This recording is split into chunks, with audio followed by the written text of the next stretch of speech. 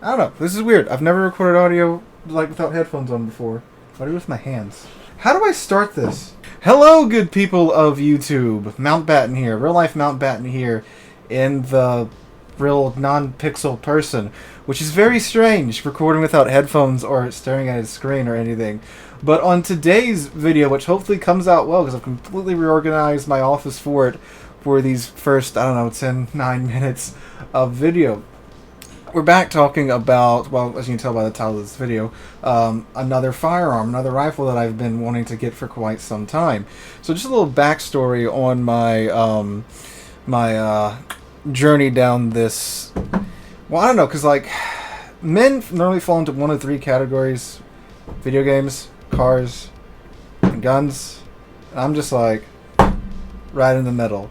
So back when I was an young college Sea Lord, I did what all good 18-year-old Americans do when they want to get into rifles and shooting and target shooting and stuff. And well, this thing ain't even gonna fit on the camera because she long. I bought an surplus Soviet rifle, Mosin-Nagant 9130. You've seen this one before in the M1 Garand video, which if you haven't gotten around to watching that, link to it will be somewhere in the, I don't know, here, wherever editing Sea Lord decides to put it when he uploads it to the channel. So I bought this gun at a Cabela's for like $100, which was, I remember reading online how that was insane that you would pay $100 for a Mosin, and now these are $300 rifles, which kind of blows my mind. I guess with the way everything's going, it makes sense. But yeah, bolt action.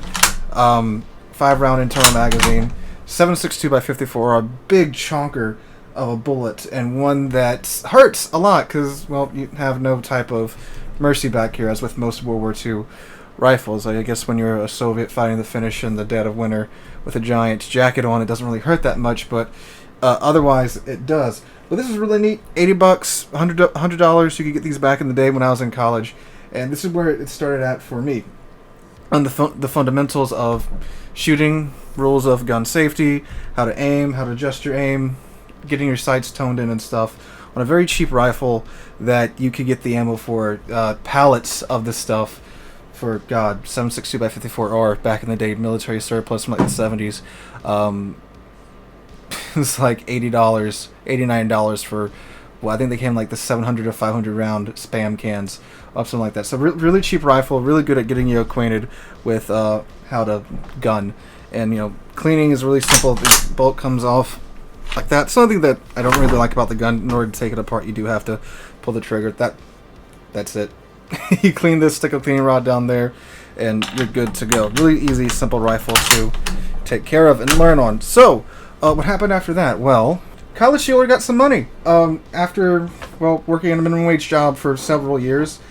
These were not too bad when I was looking to pick an AR up. This started out life as an M&P 15 Sport, which, if you're familiar with that, this is far from what this rifle started out life as.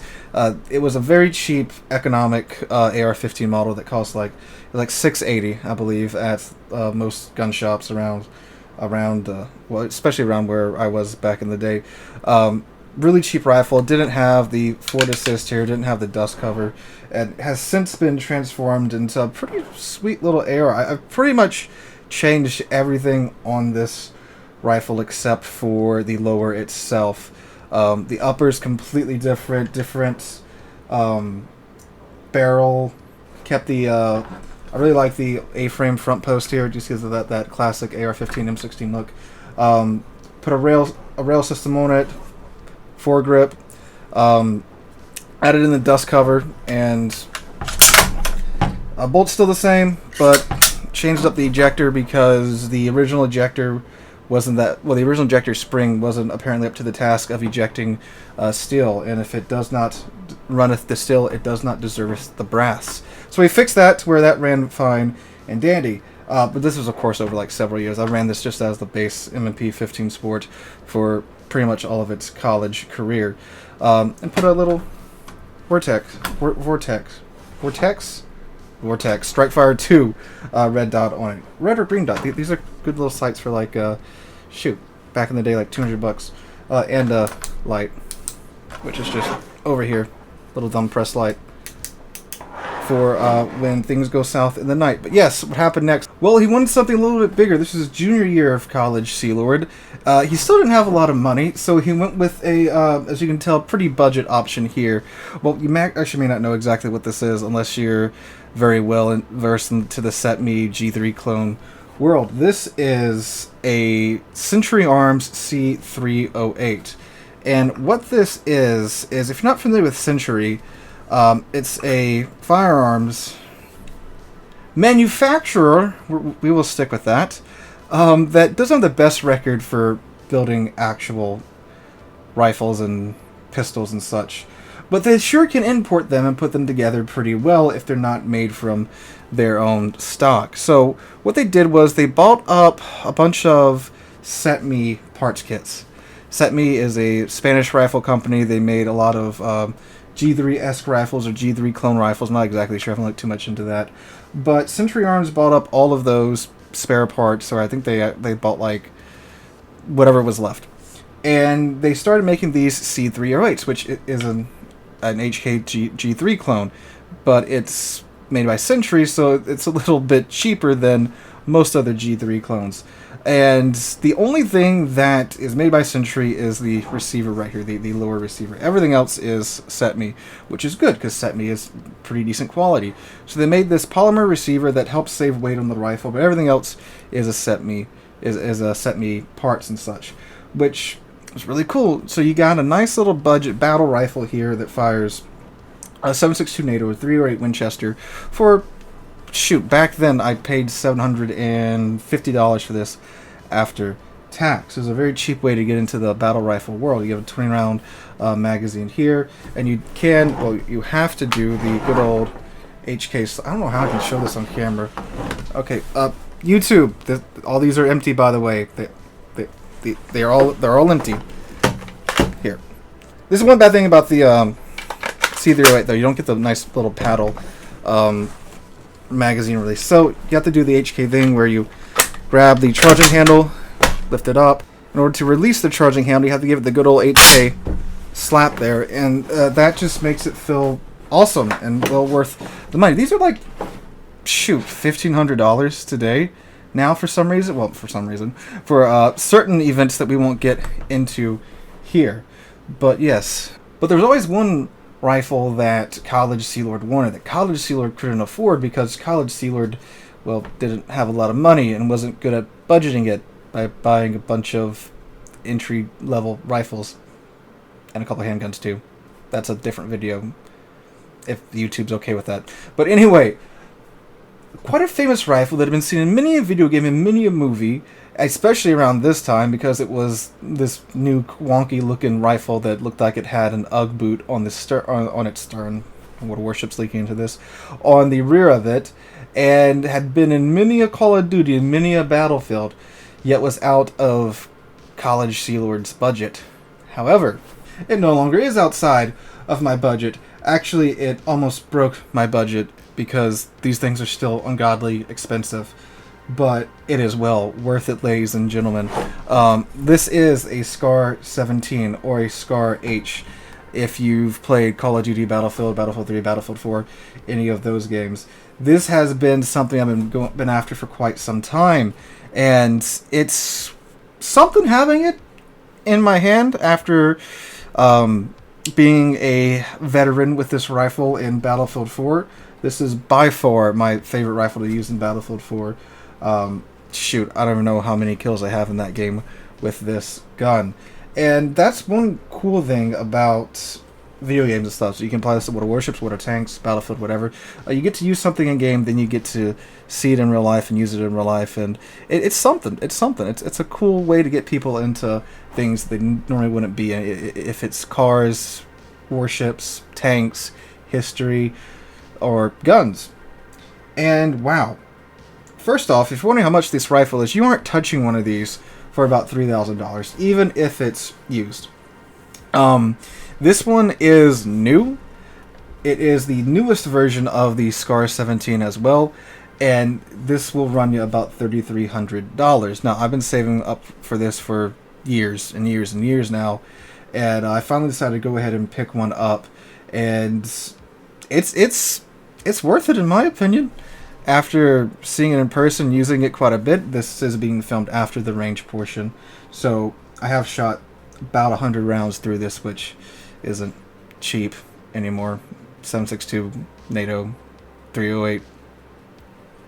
It hurts, but I mean, hey, you gotta do what you gotta do. But anyway, let me walk you through some features of this rifle. First off, it is, I don't know what color this gun is. We got some FDE going on here. We got an FDE Magpul grip here, which I was surprised this is just a Magpul grip here. Like, I could take this off and slap this on my M&P 15 Sport over there just fine. The magazines that I could find were black. It did come with a 10-round FDE magazine, which is literally just spray painted halfway up to be FDE. The rest of it's black.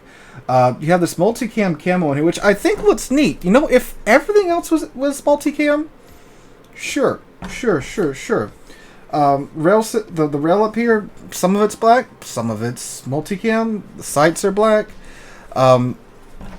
So when you ask me what color my SCAR is, my answer to you is simply yes. Now, what's the difference between this SCAR and an older SCAR? There's really only one main difference, that this charging handle here is non-reciprocating. On an older SCAR, when you would fire, this bolt would go to the rear. It's kind of awkward for me to pull it back from that position. This bolt would go back to the rear, and as you would fire, it would move back and forth. But on this one, it doesn't. When you fire, it stays up in the front. That way, when you're holding the rifle, which if you're firing from like bench or something, you've got your hand normally right here, so your thumb's naturally up here, right in the way of the bolt. So that's not fun, eating a bolt to the finger at 7.62 NATO speeds. Yeah. So that's pretty neat that they added that in. It was available as a, of course, aftermarket option if you want to do that on one of your older SCARs. Other than that, it's multicam. It does come with this neat canted bolt too, so if you want to run a canted side on the side too, you can do that as well. This was, again, something that was aftermarket that a lot of SCAR owners put on their SCARs, and apparently it's popular enough for FN to include it on the newer model. The boot does fold in two if you want to store it like that. You can fire it like that, but I didn't do that because I'm not sure how YouTube would like that. YouTube has some very, very strict rules when it comes to showing guns on the platform. So you can store it like that, carry it like that, which does make transporting it a lot easier. And then when you need it, just whip it back into place, and you are good to go. You do have an adjustable cheek well here, which is pretty nice that you can have that on a gun base and not have to pay $90 for a Magpul stock for that. It is, of course, adjustable by length in the back here as well. I keep mine on about 5. That's about my happy zone with the UGG boot. There we go.